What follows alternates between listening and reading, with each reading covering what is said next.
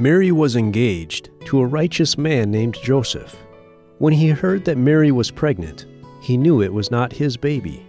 However, he did not want to shame Mary, so he decided to have mercy on her and to divorce her quietly.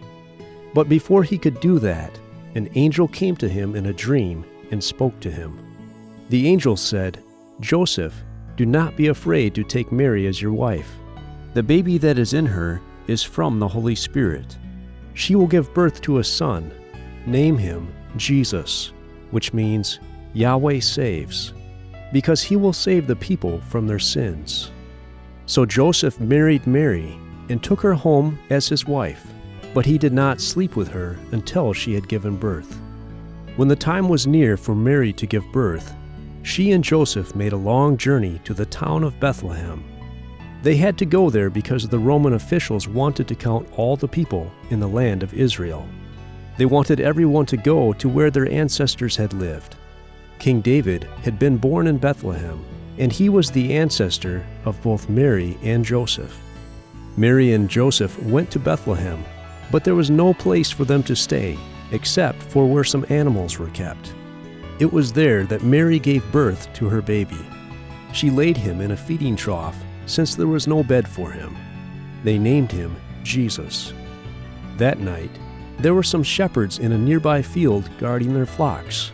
Suddenly, a shining angel appeared to them, and they were terrified. The angel said, "Do not be afraid, because I have some good news for you.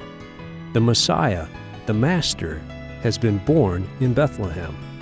Go search for the baby, and you will find him wrapped in pieces of cloth and lying in a feeding trough." Suddenly, the skies were filled with angels. They were praising God. They said, "May all honor be to God in heaven.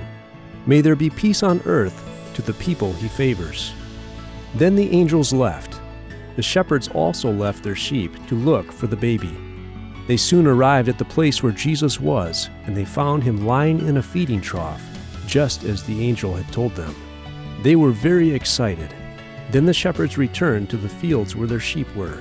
They were praising God for everything they had heard and seen. There were some men in a country far to the east. They studied the stars and were very wise. They saw an unusual star in the sky. They said that it meant that a new king of the Jews had been born. So they decided to travel from their country to see the child.